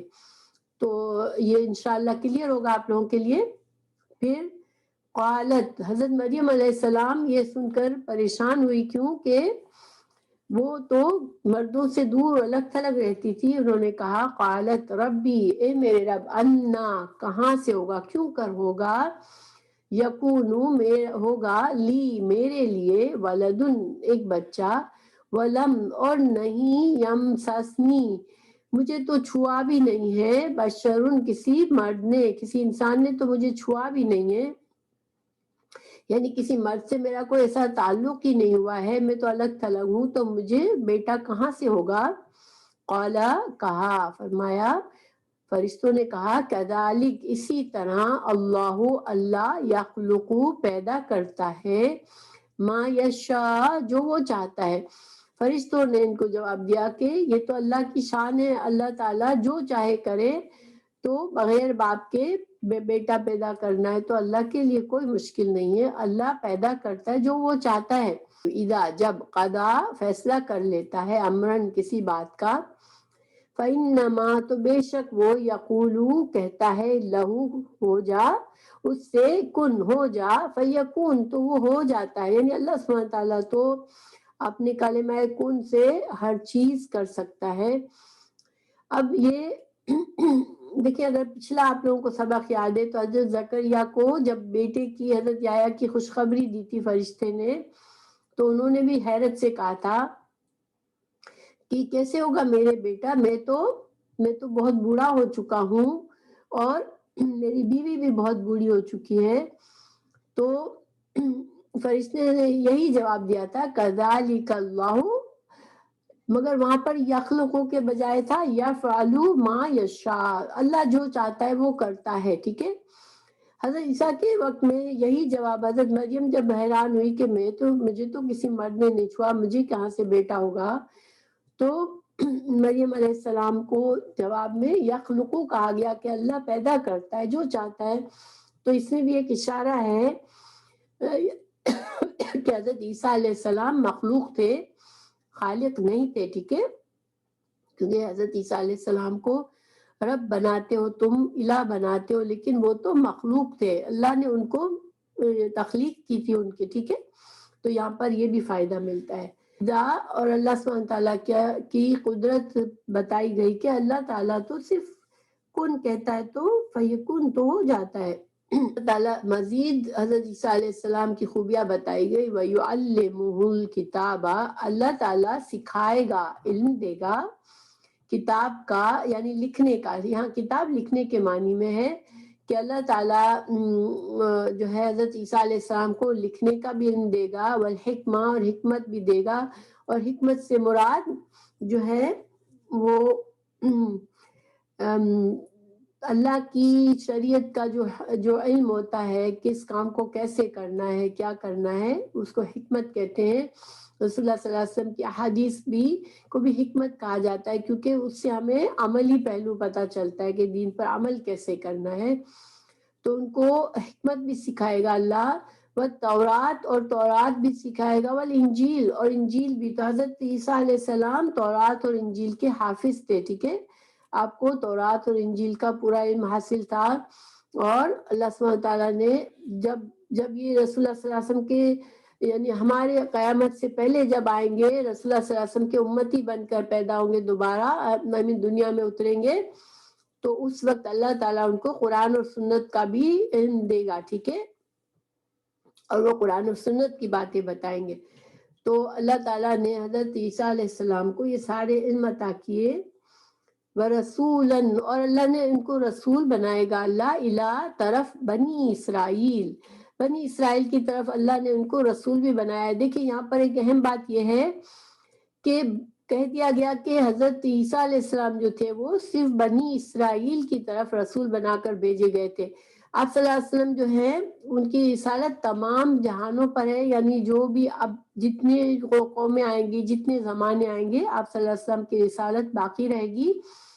اور جب حضرت عیسیٰ علیہ السلام بھی آئیں گے تو وہ اب نئے رسول بن کر نہیں آئیں گے. ٹھیک ہے، کیونکہ وہ ماضی میں رسول بنا کر بھیجے گئے بنی اسرائیل پر.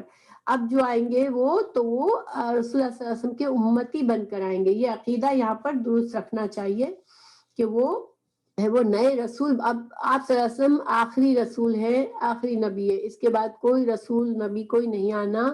اور حضرت عیسیٰ علیہ السلام آئیں گے تو وہ اب امتی بن کے آئیں گے، اور یہ بنی اسرائیل کے نبی تھے. ٹھیک ہے، یہاں پر یہ ہمیں پتہ چلتا ہے. انی بے شک میں قد تحقیق جئتکم لایا ہوں تم. اب یہاں پر حضرت عیسیٰ علیہ السلام کے الفاظ بتائے جا رہے ہیں کہ انہوں نے کس طرح اپنی قوم کو بتایا کہ بے شک میں تحقیق جئتکم آیا ہوں تمہارے پاس بآیتن ایک نشانی کے ساتھ، من ربکم تمہارے رب کی طرف سے، انی بے شک میں اخلقو میں بنا دیتا ہوں، لکم تمہارے لیے، من الطین مٹی سے، کہیئتی مانند شکل، الطیر پرندے کی، فانفخو اور میں پھونک مارتا ہوں، فیہ اس میں، فیکونو تو وہ ہو جاتا ہے، طیرن ایک پرندہ، بإذن اللہ اللہ کے اذن سے. حضرت عیسیٰ علیہ السلام اپنی قوم کو بتا رہے ہیں کہ میں جو ہوں اللہ کی طرف سے نشانیاں لایا ہوں تمہارے پاس. وہ اپنے اوپر نہیں کہہ رہے کہ میں نبی ہوں، میں الہ ہوں، تو کہہ رہے میں اللہ تمہارے رب کی نشانیاں لایا ہوں. مجھے جو معجزات ملے وہ کیا ہے؟ رب کی طرف سے ہے کہ میں جو ہوں ایک پرندے مٹی سے پرندہ بناتا ہوں، پھر اس میں پھونکتا ہوں تو وہ ریئل پرندہ بن جاتا ہے. اس طرح کس لیے بن جاتا ہے؟ بِإِذْنِ اللہ اللہ کے حکم سے بنتا ہے. میرا اس میں کمال نہیں ہے، اللہ نے یہ معجزہ مجھے دیا، یہ نشانی دی ہے مجھے. ٹھیک ہے، وَأُبْرِئُ اور میں اچھا کر دیتا ہوں، الْأَكْمَحَ ایک پیدائشی اندھے کو، والابرص اور کوڑ کے مریض کو، وأحیی الموتى اور میں زندہ کر دیتا ہوں مردوں کو، بإذن اللہ اللہ کے اذن سے. حضرت عیسیٰ علیہ السلام کے ان معجزات کی وجہ سے ان کو الہ کہہ دیا گیا تھا، لیکن وہ بتا رہے کہ یہ سب کچھ تو میں اللہ کے اذن سے کرتا ہوں، کہ میں جو پیدائشی اندھا ہوتا ہے اس کو چھو کر آنکھوں والا بنا دیتا ہوں، جس کو برس کوڑ کا مغز ہوتا ہے، کوڑ کا مرض ہوتا ہے اس کو میں ٹھیک کر دیتا ہوں، جو مر جاتا ہے اس کو میں بولتا ہوں اٹھ جا تو وہ دوبارہ زندہ ہو جاتا ہے. یہ سارے کام میں اللہ کے اذن سے کرتا ہوں. وَأُنَبِّئُكُمْ اور میں تم کو بتاتا ہوں، بما ساتھ اس کے جو تأکلون تم کھاتے ہو، وما اور جو تدخرون اور جو تم ذخیرہ کرتے ہو. یعنی جب تم میرے محفل میں آتے ہو اور مجھے پوچھتے ہو تو میں تمہیں تمہارے گھر کی باتیں بھی بتا دیتا ہوں کہ تم نے کیا کھایا اور کیا ذخیرہ کیا. فی بیوتکم اپنے گھروں میں تم کچھ کچھ چیزوں کو یوٹیلائز کرتے ہو، کچھ کو ذخیرہ کرتے ہو، تو میں اس کا بھی تم کو بتا سکتا ہوں، اور یہ سب کچھ میں اللہ کے اذن سے کرتا ہوں۔ ان فی، بے شک اس میں، ذالکا، اس بات میں، لآیتن، ایک نشانی ہے، لکم، تمہارے لیے، ان کنتم، اگر ہو تم، مؤمنین، تم اگر مومن ہو، تم ایمان رکھتے ہو، تو ان باتوں میں تمہیں اللہ کی قدرت کی نشانیاں ہیں کہ اللہ نے مجھے یہ معجزات دیے ہیں، ومصدقاً، اور میں تصدیق کرنے والا ہوں، لما، واسس کے، جو بینا، جو درمیان، یدیہ، تمہارے ہاتھوں کے درمیان ہے، من التورات، تورات میں سے، اور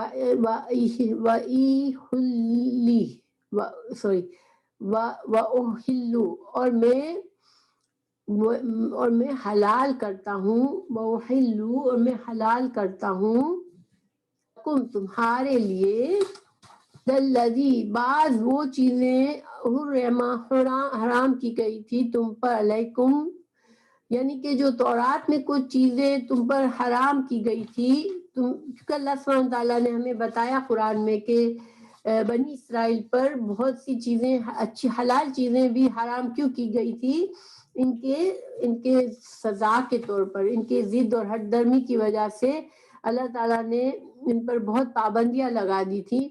جیسے مثال کے طور پر ہم حلال جانور کا گوشت، چربی سب کھاتے ہیں، ان کو حلال جانور کے ذبیحہ کے بھی چربی کھانا اجازت نہیں تھی، بلکہ بس صرف جو چربی بالکل گوشت کی بوٹی کے اندر چھپی ہوئی ہو، اس کے علاوہ چربی ان کو الگ کرنی پڑتی تھی، وہ ان کے لیے حرام تھی، اور اس طرح کی چیزیں ان کو سزا کے طور پر کی گئی تھی۔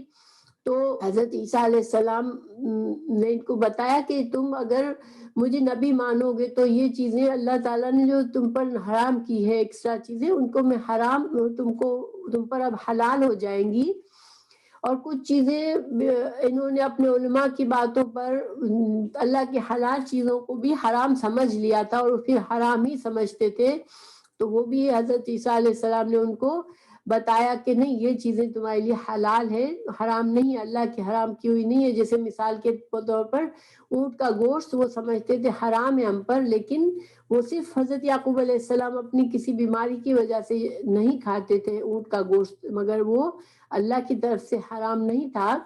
تو یہ ساری باتیں حضرت عیسیٰ علیہ السلام ان کو بتانا چاہتے تھے کہ تم اگر مجھے مان لو، میری بات پر یقین کر لو، تو یہ ساری چیزیں اب تمہارے لیے حلال ہیں۔ وجئتکم، اور لایا ہوں میں، بیایتن، ایک نشانی، من ربکم، تمہارے رب کی طرف سے، فاتقوا اللہ، تو ڈرو اللہ سے، واطیعونی، اور میری اطاعت کرو، یعنی تم اب جو ہے تم میری اطاعت کرو گے تو تمہیں میں صحیح، جو چیزیں تمہارے دین میں تورات سے تم نے بدل کے رکھ دی تھی، وہ ساری چیزیں میں صحیح تمہیں بتا دوں گا، اور تمہارے لیے آسانیاں ہو جائے گی، تم اللہ سے ڈرو اور میری اطاعت کرو، کیونکہ میں بھی اللہ کا رسول ہوں۔ لیکن انہوں نے، بعد والوں نے، یعنی یہ سارا پروف دیا جا رہا ہے، ثبوت دیا جا رہا ہے کہ حضرت عیسیٰ علیہ السلام اللہ کے نبی تھے، وہ تو بندوں سے یہ کہتے تھے، وہ نہیں کہتے تھے کہ مجھے الہ مان لو، میری عبادت کرو، بلکہ وہ اللہ سے جوڑنا چاہتے تھے۔ ان اللہ، بے شک اللہ تعالیٰ، ربی، میرا رب بھی ہے، وربکم، اور تمہارا رب بھی ہے، فاعبدوہ، اور اسی کی عبادت کرو۔ حضرت عیسیٰ علیہ السلام نے تو ان کو اللہ کی عبادت کرنے کا حکم دیا تھا۔ ہذا، یہ، صراط، راستہ ہے، مستقیم، سیدھا، گویا کہ آپ کو پتہ ہے کہ ان آیت کا بیک گراؤنڈ کیا ہے، کہ جو عیسائی وفد آیا تھا آپ صلی اللہ علیہ وسلم کے پاس نجران سے، اور دین کے بارے میں بحث کر رہا تھا آپ سے، ان کو یہ باتیں سمجھائی جا رہی ہے کہ تم غلط عقیدہ ہے تمہارا، تم حضرت عیسیٰ علیہ السلام کو اللہ کا بیٹا مان کر تم گمراہ ہو گئے ہو، جبکہ حضرت عیسیٰ علیہ السلام کی تعلیمات تو یہ تھی، یہ ساری تعلیمات حضرت عیسیٰ علیہ السلام کی بتا دی گئی ان کو، ان کی زبان میں، ٹھیک ہے۔ تو دیکھیں، انسان کا جب غلط عقائد جو ہے نا، وہ انسان کو نیک اعمال کرنے سے، اللہ کی فرما برداری سے دور کر دیتے ہیں، کیونکہ انسان اپنے لیے ایک بات سوچ لیتا ہے کہ مجھے عمل کرنے کی ضرورت نہیں ہے، کیونکہ میں تو فلاں نبی کو کے پیچھے ہوں، یا میرے تو یہ اللہ کا بیٹا میری طرفداری کرنے والا ہے، مجھے شفاعت دینے والا ہے، تو مجھے کیا ضرورت ہے کہ میں اس دنیا میں اپنی مرضی سے نہ جیوں، اپنی مرضی کے مطابق ناپسند سے میں رہوں. مجھے کیا ضرورت ہے میں فرما بردار بنوں اور میں اپنے لیے بہت سی چیزوں کو قربان کروں. میں اپنی منمانی کر سکتا ہوں. اس لیے انسان غلط عقائد پر چلتے ہیں، اور اللہ سبحانہ تعالیٰ نے عقیدے کی اصلاح کی، کہ عقیدہ اگر صحیح ہوتا ہے تو انسان کا عمل بھی صحیح ہو جاتا ہے. اور آج مسلمانوں میں بھی بہت سے عقائد کے اندر بھی بہت سے عقائد کی خرابیاں آ گئی ہیں، اور اگر ہم اپنے عقیدوں کو درست نہیں کرتے، اور عقیدوں کو درست کرنے کے لیے صحیح علم ضروری ہوتا ہے. قرآن اور حدیث کا جب تک ہم علم نہیں سیکھیں گے، ہمارے اندر جو پرانی باتیں آئی ہوئی ہیں جن کا کوئی ہمیں نہیں پتا کہ کہاں سر پہ کہاں سے آئی کیا نہیں، وہ عقائد کے وجہ سے ہمارے اعمال میں خرابی اور کمی ہوتی ہے. اگر جب تک ہم علم نہیں سیکھیں گے اور اس کو عمل میں نہیں لائیں گے تو پھر ہم ہمارے لیے بھی خطرہ ہے. کیونکہ یہود اور نصارہ نے دیکھے کتنا نقصان کیا اپنے لیے، کہ یہ غلط عقائد پر چلے اور آج تک ان کی نسلیں گمراہ ہیں، ان کو صحیح دین کا پتہ ہی نہیں ہے. تو نہ صرف انسان اپنی خرابی کرتا ہے بلکہ آئندہ نسلوں کی بھی خرابی کرتا ہے اپنے غلط عقائد سے. تو اللہ سبحانہ تعالیٰ ہم سب کو اپنے عقائد کو درست کرنے کی توفیق دے. آمین.